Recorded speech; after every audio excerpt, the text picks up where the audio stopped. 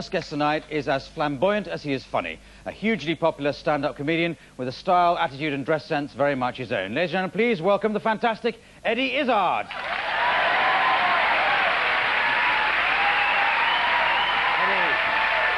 Hi, Eddie. All right. Very good. Excellent. Now. Good to see you, Eddie. Good chairs. Thank you. I used to have a desk which I could hide behind, but I'm afraid we split up. Well, I'm glad you don't do that. Musical differences. But... That thing of getting up and undoing your buttons and sitting down and doing your buttons back up and you know, some people do that. I know. Oddly enough, I've always had my jacket undone, and this is... and I've taken to leaving it done up, and I got a letter the other day from a woman saying, "I love your show. Please, please, please undo your buttons." So I don't know which buttons she was talking about, but I wouldn't think there's anything in it for her either way. But never mind. Let's talk about you, because you've got a video and a book out, both called Dress to Kill. Yeah, confusingly. Both coming up to Christmas, both good stocking and fillers. A CD. Yes. And a haircut, and a set of bath towels, and a Geronimo outfit. Yes. So all excellent stocking fillers, as indeed are you, quite often. But the book and the video are rather different, because the video is a performance, basically you performing in San Francisco. Yeah, I just did America. Yeah. And I just went over and they said, "Hey, you're from Europe," and they give you extra brownie points for being European.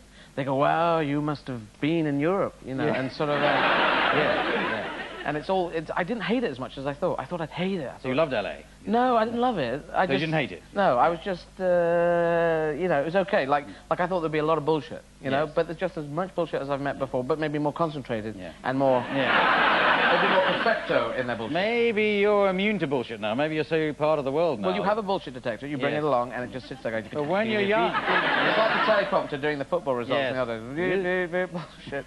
When they say, "We'll love all your stuff," and I call them Bobs. I used to go to the Montreal Comedy Festival, and there were these American guys who turn up. They're kind of Bobs. "Hi, my name's Bob." You know, the handshake and there'd be a business card. "Hi." Agents, managers, publicists. I hear you do stuff in the dress. You're freaky. Hey. It'll never work in this country. Because when I arrived in America, it was like, you know, he's transvestite, he's English, it's not going to work. And then when it started working, they went, "He's transvestite, he's English. It's a brilliant idea. Why didn't we think of it?" Have you got one of those? Get some English transvestites over here and it'll work. Right. But when you've been to France, you've done it in French, haven't you? In French, 95% French. There were a few punchlines I just couldn't spin around into French.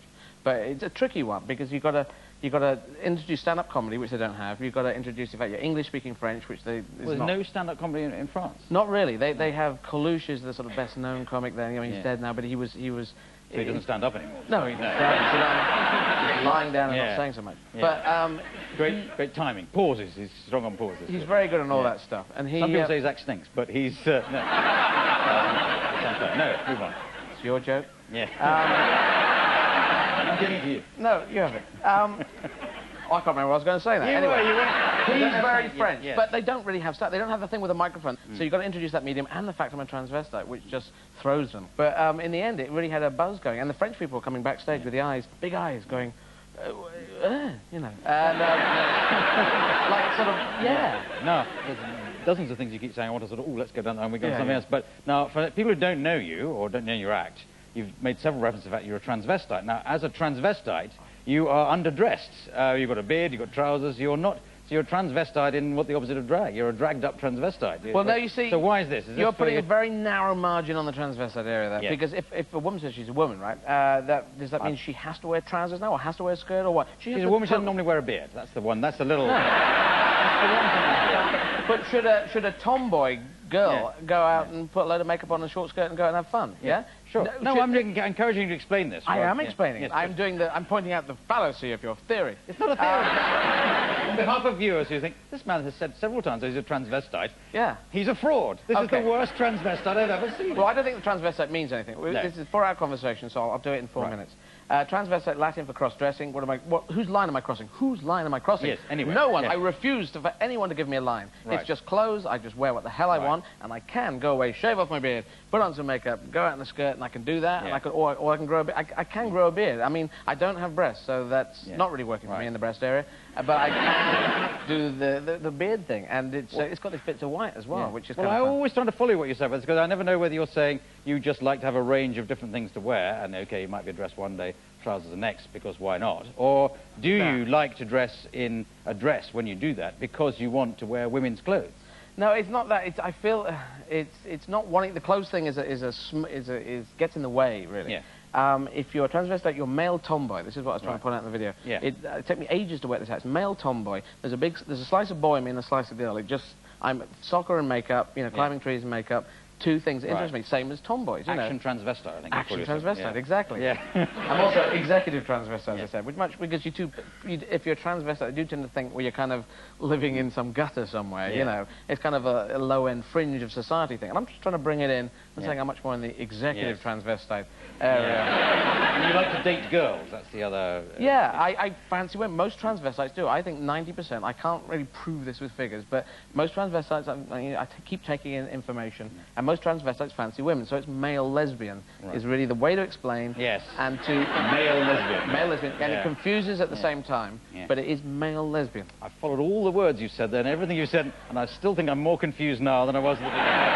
Well, I think I've got a sort of handle on it a bit. Anyway, in the video, it shows you, as I've mentioned several hours ago, that you're in San Francisco. San Francisco? You have a lot of sort of historical content in it, and you're explaining things, not just, do you remember Spangles, or when I was growing up, blah, blah, blah. You do a sort of historical Stonehenge, Queen Victoria... Henry VIII. Henry VIII, all those kinds of... So you're like a history master on speed, or... Yeah. Or acting. Is that something you would have liked to have been? I would have liked to have been exactly that, history master on speed. Yeah. That would have been...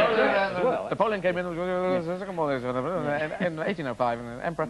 Anyway, well, no, I really like history. I hated it at school. Yeah. At school, they used to say, why did the First World War start? Over and over again, essays. Why did the First World War start? Oh, this bloke in Sarajevo, and there was a bomb, and he was a lot of stuff here, and he's dead, and so they had a war over there. Yeah. And, Well, so we've discussed your video, and the book is a bit different, because it's more like a... You didn't write it, did you? You dictated to somebody. Well, no, I did interviews with a very funny writer called David Quantick, and he was going to be more in it, but in the end, he left all his stuff out, his commentary on it, and it ended up as essentially my words. So that goes right back into your childhood. You were brought up eventually sort of in Bexhill, which is not a... Bexhill's crazy town. Yeah. Crazy there, crazy there. They go out, old ladies. I used to do this thing about old ladies running a mafia, an old lady mafia thing, where they go into tea shops and say, we want some money. Otherwise, see that teapot over there? We could just... And tea everywhere. Yeah. There's a lot of old people in Bexhill. There are. There used to be more swinging. I mean, Spike Milligan was stationed there during the war, and that was my link. Spike was up on this place called Galley Hill, and I sold ice creams at the bottom of Galley Hill, and I thought, that's why I can get into comedy, because Spike was up there. Spike Milligan? Yeah. So that's where you came from. Now, just a serious question about being a transvestite. Does that give you a sort of an outlook on life, a bit of an outsider's view on things? Being a transvestite? Yes, otherwise you'd be a public schoolboy or a schoolboy from Bexhill who's become a comedian, which is all right, but it's very much the mainstream. Yeah, it definitely makes you on the outside. You can't really be establishment. I can't be sort of trying to get a knighthood or something, because they wouldn't know, sir, madam, I don't know which way it goes. You went to Downing Street, though. You went to... I went to Downing Street, yes. It was in the paper, wasn't it? Yes, I went in and let a look around, and I phoned my dad up from there. Have you paid for it? No, I didn't. I thought that, some of my taxes, I thought I'd put in that, because I like paying taxes. I think that's a proper groovy thing to do. And, well, if you're making money come in, then put it back in the taxes. And so I made a phone call on that. It was a bit cheeky, but it's not going to bring the whole world down. I thought, I did it. Gordon Brown finds out there's another penny on her income tax. It will be. Now, we're dwelling on your stand-up comedy, obviously, but you're also an actor, a proper actor. You've been in films. You were in The Avengers. I'm an actor. Actor, sorry, not I'm an not actor. really an actor. An actor is, whoa, will jam be on my head tomorrow? I was saying this thing about Shakespeare, that seeing as he was from, Stratford, it's in the Birmingham, Greater Birmingham area, he must have had a Birmingham accent. Yes. So he would have said, no, you don't talk like that. It's much more to be or not to be. That's what Shakespeare. Yes. He would have said, no, not that. Whoa. Oh, would cheese be here tonight? Who got that stuff going? I don't know. Who knows? When he came to London, did he drop his accent? He may have just did he put on that very affected voice to, mix in with the other actors? When he was hanging out with Elizabeth I, going, all right, yeah, Queen. OK, Eddie, now there'll be some questions to the audience, I feel certain. Anyone got a question for Eddie Izzard? Yes, there's a hand there. Yes, please. Hi, Eddie. Who taught you how to apply makeup? I taught myself, actually, from books, because I didn't have an older sister. And when you're coming out being a transvestite, you can't really say, look, I'm just about to come out as being a transvestite. It's very difficult for me, but if you could just teach me makeup and don't tell anyone, then... Couldn't you go into a big department store, No, that's hell. I mean, I think for women, just to go in with because for some reason in the big department stores, women who are on the makeup counters are told to put as much of the makeup on. Yes. So just put it... Well, I'm wearing it all at the moment, so do... They're just waiting for a customer. They're filling in. But if you went and said, oh, go and make me up, or I'm in a play or something. No, you can't do that. No. You can't sort of sidle on the edge. Well, it's for make me up for a girlfriend. You know, and I'll remember what you've done. And, you know, you've got the same size eyes as I have. Yeah, it's very kind of blokey looking. What about clothes? How do you go to? Well, I haven't even answered the question actually. But I got books. I got books on how to put on makeup and it's just trial and error, which is just the same. Because men think that women are born with makeup knowledge, which is not true, and also high heel wearing ability, which is also not true. And it's all just fun things you can use if you want to, and but you have to get good at it. That's why some older women from of a more veteran age still apply makeup with the sort of blue eyeshadow. They just have 2 pots of blue eyeshadow. Hey, showtime. Because no one's ever sat them down and said, I think blending is something. Well, some women might think, oh, I don't know, putting on makeup sort of a bore, high heels, very difficult to wear. Exactly. Why would anyone volunteer for this? Women might feel they have to do it because it kind of fits in with them. Because it's fun and sexy. And if women choose to go, you know, wear that, and if they think that's fun and sexy, then they have that choice. And if they don't want to, they have that choice as well. Sure. They can wear big clumpy shoes if they want.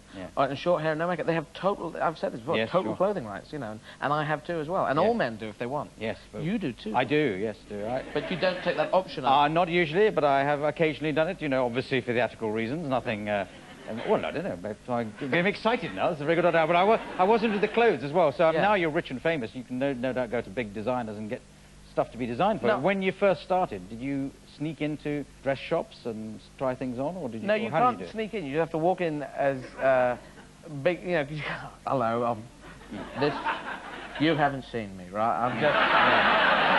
This dress, I think, is my size. No, you've got to go in as bold as brass and say, not bold as brass, bold as brass. And you say, that, I'm trying on in there, you have no choice about it. And then they go, right, you know. Because if I give them the option of saying, is that okay? Then they go, surely the world will blow up if you try on that dress in there. I think everyone will die, so no, I think no. Anyway, another question. Let's do another section of the viewers. Right over there. Eddie, would you mind doing a joke for us in French? I did do, the thing I keep banging on about, which I thought was great, was I did do Sean Connery, and my bad Sean Connery, my bad James Mason impressions in French. And I thought this was great, going, you know, est-ce que vous voulez un dash de thé? Voulez-vous se coucher avec moi? Parce que je suis... He was playing Noah in my last Inglorious. Je suis Noah, je fabrique un arche. And I thought this was great. And then James Mason, he was playing God. No, je suis sûr que vous n'avez pas fait quelque chose comme ça, you know. And I was doing this kind of, you know, James Mason, but in French. And I thought, hey, you know, I'm pulling those off. And then the French guy said, well, they're all dubbed in France. We don't know what they sound like. Waste of time. Anyway, it's been fantastic for you, Joyce. Eddie Izzard.